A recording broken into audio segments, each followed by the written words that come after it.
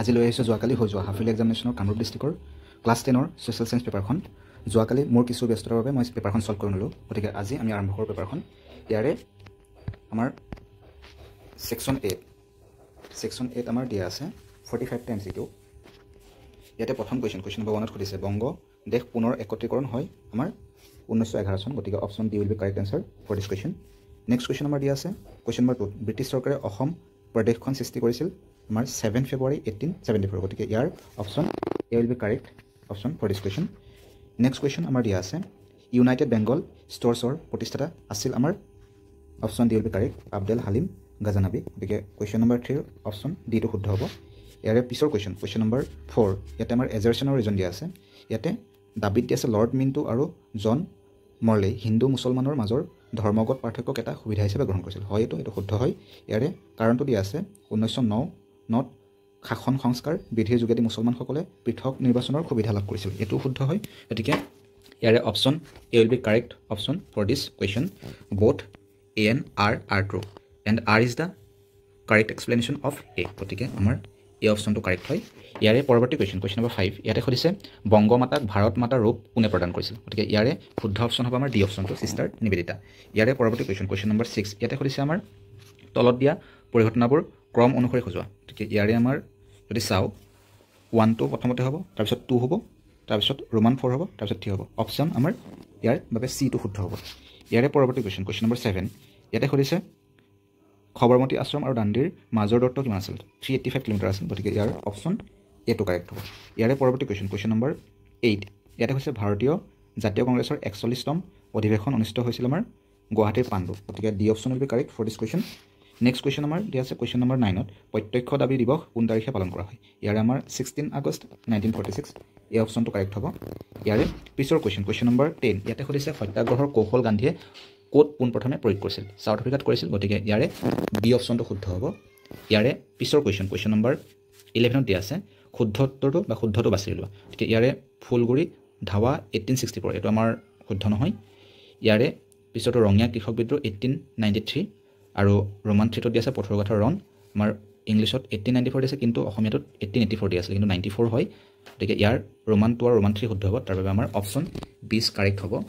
Option বিটো correct হ'ব 11 number কুৱেশ্যনৰ বাবে। ইয়াৰ পৰৱৰ্তী কুৱেশ্যন নম্বৰ 12, ইয়াতে হৈছে ফুলগুৰি ধাৱাৰ সৈতে জড়িত প্ৰধান জনজাতিটো হৈছে তিৱা, গতিকে 12 নম্বৰ কুৱেশ্যনৰ বাবে এই অপশ্যনটো শুদ্ধ হ'ব। ইয়াৰে পৰৱৰ্তী কুৱেশ্যন নম্বৰ 13, ইয়াতে সুধিছে আমাৰ 1881 চনৰ উত্তৰ কাছাৰৰ জনজাতীয় বিদ্ৰোহৰ নেতৃত্ব কোনে দিছিল, ইয়াৰ আমাৰ অপশ্যন বিটো শুদ্ধ হ'ব সম্বোধন ফংলোচা, গতিকে আমাৰ বি অপশ্যনটো শুদ্ধ হ'ব। ইয়াৰে পৰৱৰ্তী কুৱেশ্যন নম্বৰ 14, ইয়াতে সুধিছে দক্ষিণ আফ্ৰিকাত গান্ধীয়ে কোনখন কাকত আৰম্ভ কৰিছিল, ইণ্ডিয়ান অপিনিয়ন হয়, গতিকে option B will be correct for this question. Next question number 15, ইয়াতে আমাৰ এজাৰশ্যন আৰু ৰিজন দিয়া আছে ভাৰত এখন গণৰাজ্য দিৱস, সেইটো শুদ্ধ হয়, আৰু ৰিজনটো দিছে the head of the state shall elected বাই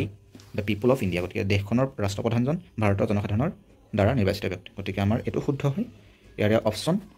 এটো শুদ্ধ হ'ব, both A and R are true and R is the correct explanation of A. তাৰ পিছৰ কুৱেশ্যন নম্বৰ 16, ইয়াতে দিয়া আছে আমাৰ তলৰ কোনটো তৃতীয় বৃত্তিৰ অন্তৰ্ভুক্ত নহয়, গতিকে ইয়াৰে আমাৰ এগ্ৰিকালচাৰটো হ'ব কৃষি। ইয়াৰে পৰৱৰ্তী কুৱেশ্যন নম্বৰ 17, ইয়াতে দিয়া আছে আমাৰ তলৰ কোনটো বিলুপ্ত প্ৰায় প্ৰাণী হয়, গতিকে ইয়াৰ অপশ্যন আমাৰ বি অপশ্যনটো শুদ্ধ হ'ব নলগাহৰি। ইয়াৰে পিছৰ কুৱেশ্যন নম্বৰ 18, ইয়াতে আমাৰ দিয়া আছে তলৰ কোনটো সেউজগৃহ গেছৰ উদাহৰণ নহয়, ইয়াৰে অক্সিজেনটো হ'ব option B is correct for 18 number question. Next question আমাৰ দিয়া আছে এচিড বৰষুণত থাকে আমাৰ এত দিছে ছালফাৰ ডাই অক্সাইড আৰু বিত দিছে নাইট্ৰজেন অক্সাইড, গতিকে এ আৰু বি দুটাই হয়, বোথ এ এণ্ড বি, গতিকে চি অপশ্যনটো কাৰেক্ট হ'ব ইয়াৰ বাবে। নেক্সট কুৱেশ্যন আমাৰ 20 নম্বৰ কুৱেশ্যন দিছে প্ৰদূষকটো বাছি লোৱা, ইয়াৰে আমাৰ অপশ্যন এটো কাৰেক্ট হ'ব সি।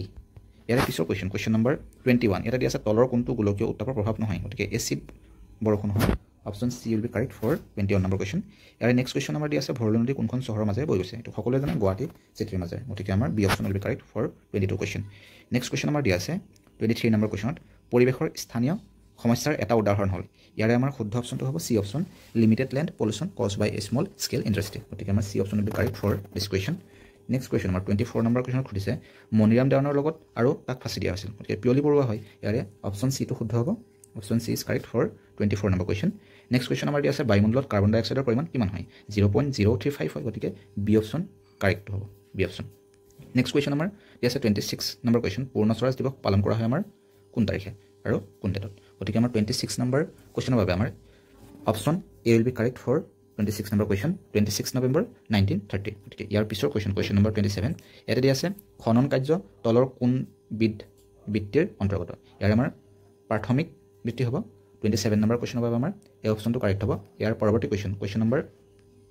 28 ইয়াতে সুধিছে আমাৰ তলৰ কোনটো সম্পদৰ ক্ষেত্ৰত প্ৰযোজ্য নহয় গতিকে আমাৰ ইয়াৰে অপশ্যন ডিটো শুদ্ধ হ'ব উপকাৰ অপকাৰ দুইটাই হ'ব পাৰে গতিকে অপশ্যন আমাৰ ডিটো শুদ্ধ হ'ব ইয়াৰে পৰৱৰ্তী কুৱেশ্যন নম্বৰ 29 ইয়াত সুধিছে তলৰ কোনটো অজীৱীয় সম্পদ গতিকে বায়ু হ'ব ইয়াৰ অপশ্যন এটো কাৰেক্ট হ'ব ইয়াৰে পৰৱৰ্তী কুৱেশ্যন নম্বৰ 30 ইয়াতে হৈছে তলত দিয়া চুক্তি আৰু আইন ক্ৰম অনুসৰি সজোৱা গতিকে ইয়াৰে আমাৰ 4টা চুক্তি আৰু আইন দিয়া আছে ইয়াৰে আমাৰ শুদ্ধ অপশ্যনটো হ'ব সি অপশ্যনটো আমাৰ ৰোমান 2 টো আগত হ'ব তাৰপিছত ৰোমান 4 তাৰপিছত ৰোমান 1 তাৰপিছত ৰোমান 3 গতিকে সি অপশ্যনটো কাৰেক্ট হ'ব ইয়াৰ নেক্সট কুৱেশ্যন নম্বৰ 31 ইয়াতে সুধিছে তলৰ কোনটো জালিয়ানা বালাবাগ হত্যাকাণ্ডৰ প্ৰত্যক্ষ পৰিণতি হয় গতিকে ইয়াৰে আমাৰ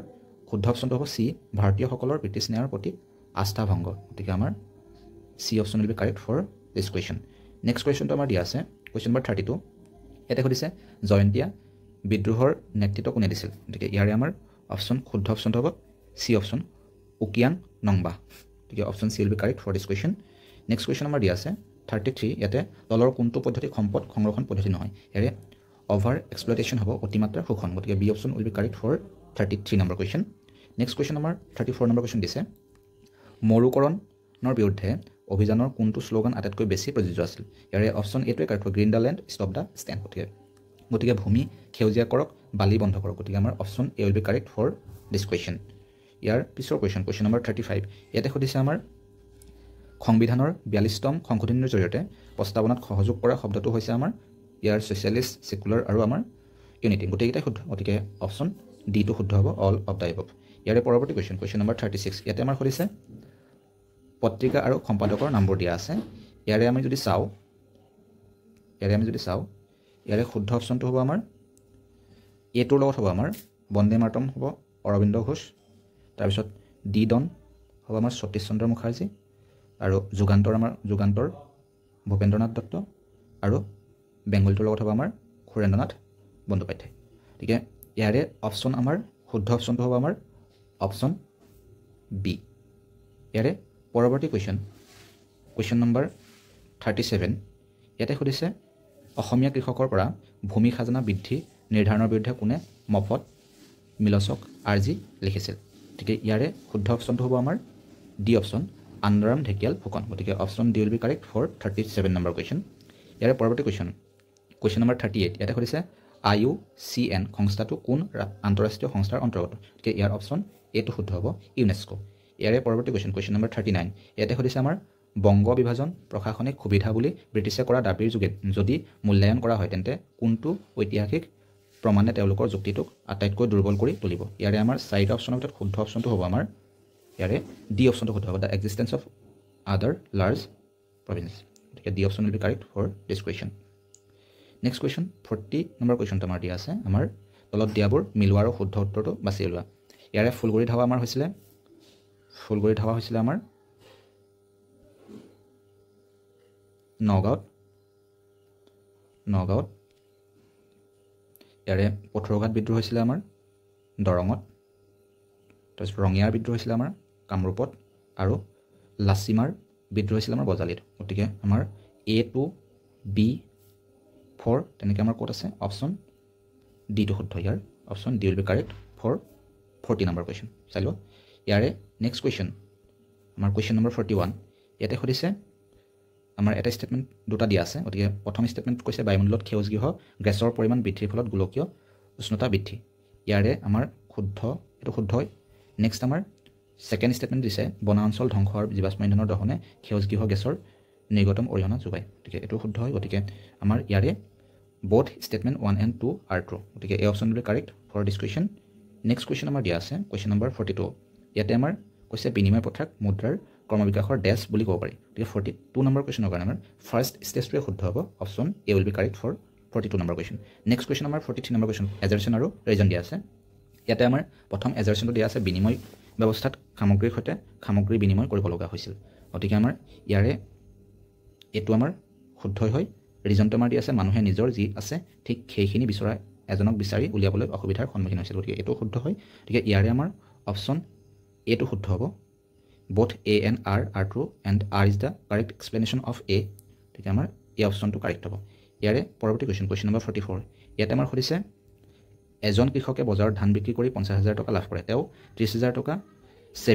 সেভিংস একাউণ্টত ৰাখে আৰু বাকী 20,000 টকা বীজ কিনাৰ বাবে ব্যৱহাৰ কৰে এই পৰিস্থিতিত মুদ্ৰাৰ কোন দুটা কাৰ্য দেখুওৱা হৈছে গতিকে আমাৰ 44 নম্বৰ কুৱেশ্যনৰ শুদ্ধ অপশ্যনটো হ'ব আমাৰ এই অপশ্যনটো medium of exchange and store of value গতিকে আমাৰ এই option will be correct for 44 number question আৰু MCQৰ